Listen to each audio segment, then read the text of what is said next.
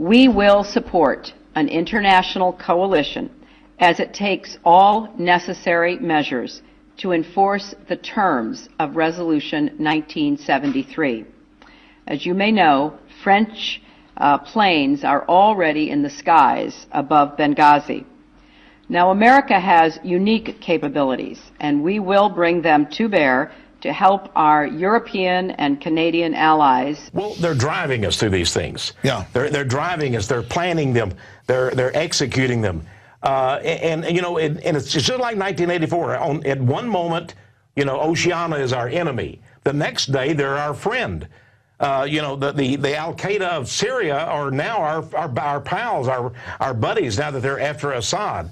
But once they get in, then they'll be our enemies again. They'll bring turmoil and chaos. That's really the whole goal in the Middle East, to bring destabilization, to bring chaos into those governments. We don't want a stable government in Iraq.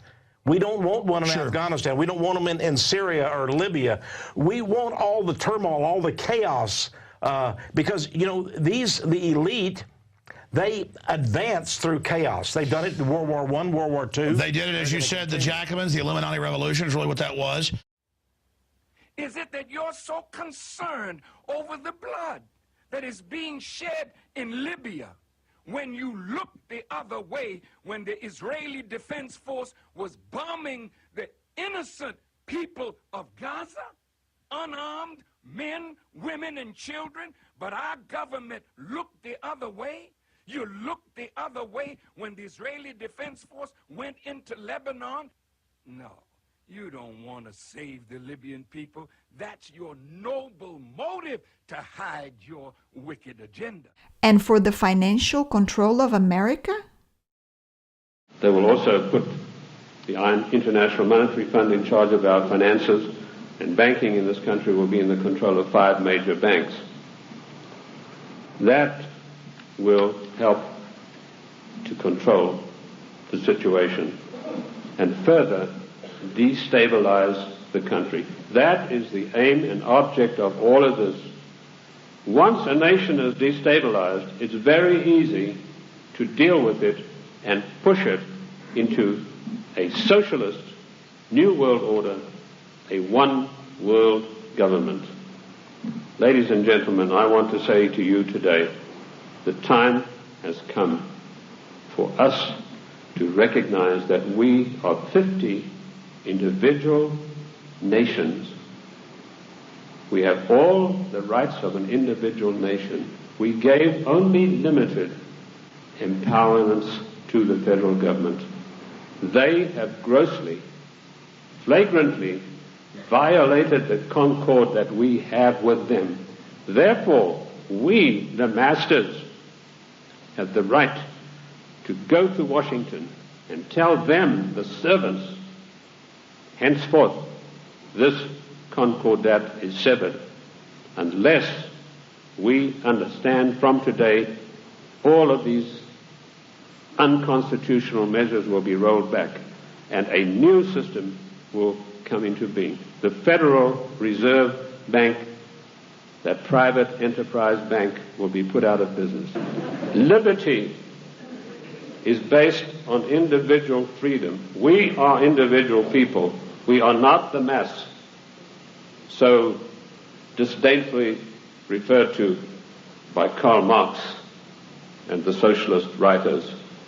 We objected to a tax of a penny a pound on tea when King George of the Venetian Party of the North. Now, that's probably the first time you've heard that expression.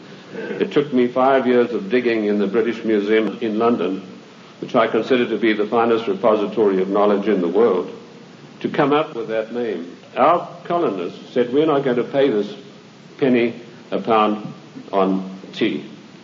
Today, we are being driven on our knees by a tyrannical government which is imposing all sorts of taxes upon us, and worse than that, trammeling on and tramping on the Constitution of the United States of America. And if we could rebel against the mighty powers of King George III, the most potent force in the world at that time, then, ladies and gentlemen, it is time that we rebelled against a federal government that is trammeling the Constitution underfoot every day of the week. Speak out, spread the word, pass the information on, shout and scream, or become enslaved.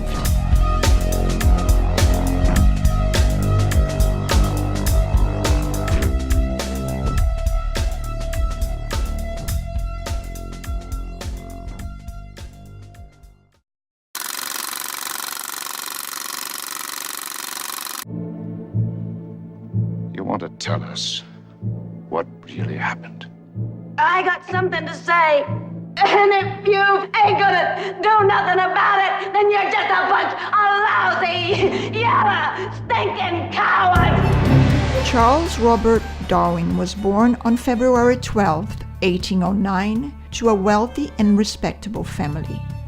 His unproven evolution theory is still being taught in schools today.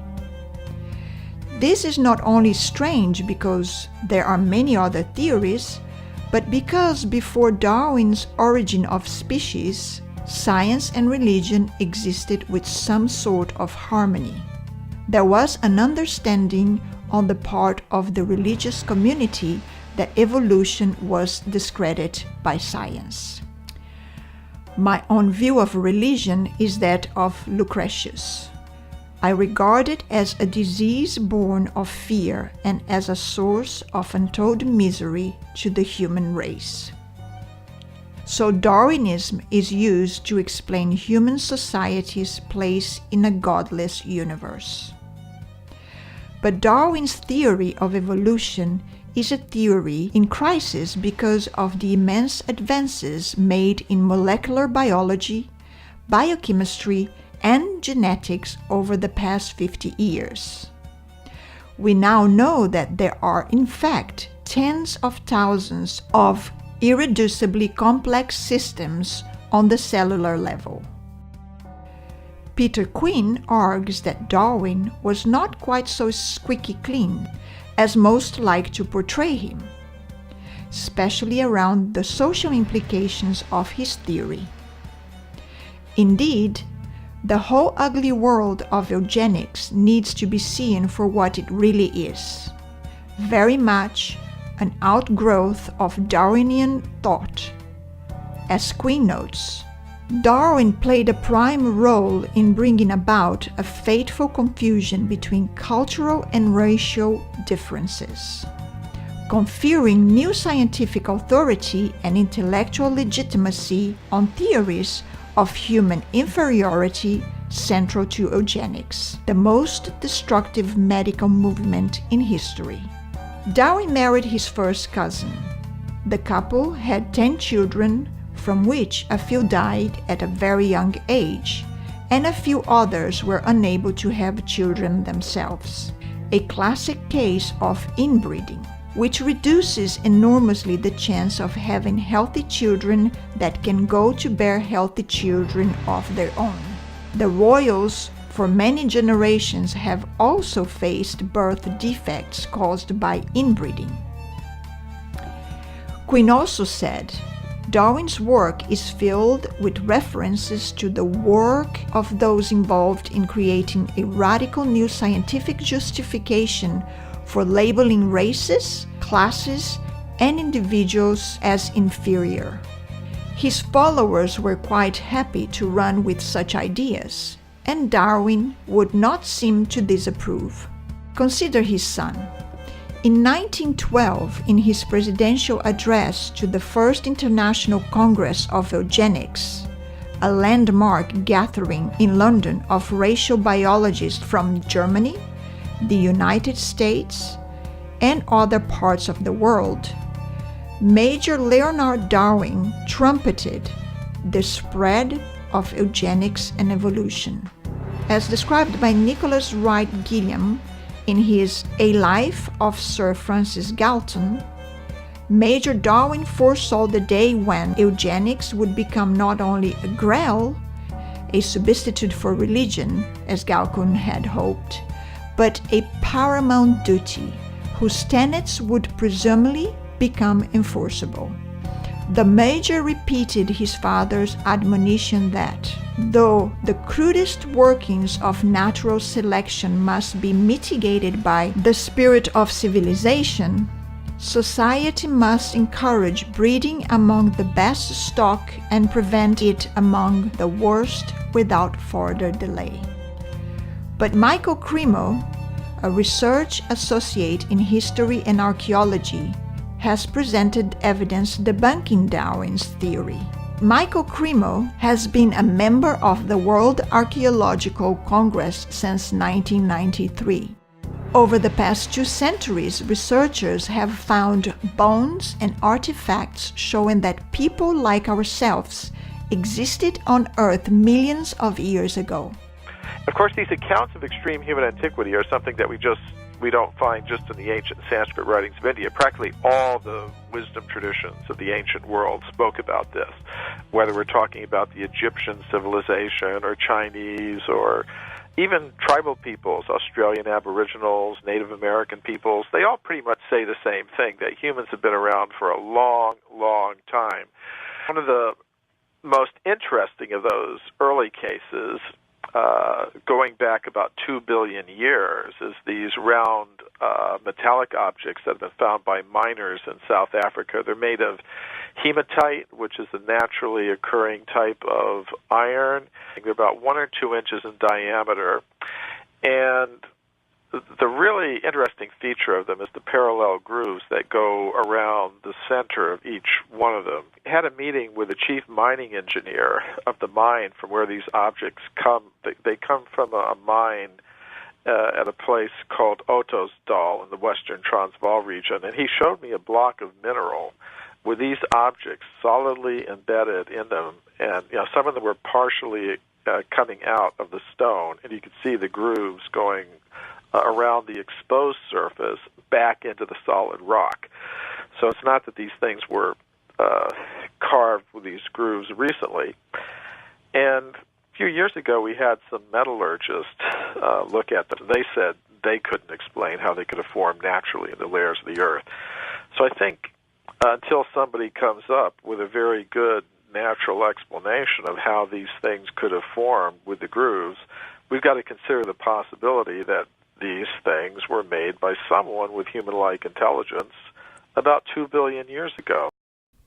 The scientific establishment has ignored these remarkable facts because they contradict the dominant view of our origins and antiquity. Cremo's writings and finds challenge us to rethink our understanding of human origins, identity, and destiny. These facts challenge the most fundamental components of the modern scientific worldview and invite us to take a courageous first step towards a new perspective. So, Darwin's theory is just that, a theory. In extreme cases, there can be little doubt of the superiority of one race to another. It seems on the whole fair to regard Negroes as on the average inferior to white men, although for work in the tropics they are indispensable, so that their extermination, apart from the question of humanity, would be highly undesirable. The shocking results of the eugenics program in America alone has included laws against so-called mixed-race marriages in 27 states, human breeding programs, forced sterilization of over 60,000 U.S. citizens, and even euthanasia. Eugenics was even allowed by the Supreme Court, which had once declared slaves to be non-persons and now denies humanity to unborn babies. Ideas and funding from American eugenicists also inspired German eugenics research, which culminated with Joseph Mengele's horrific experiments on inmates at the Nazi extermination camp at Auschwitz. A frustrated artist and bohemian became the Chancellor of Germany in 1933.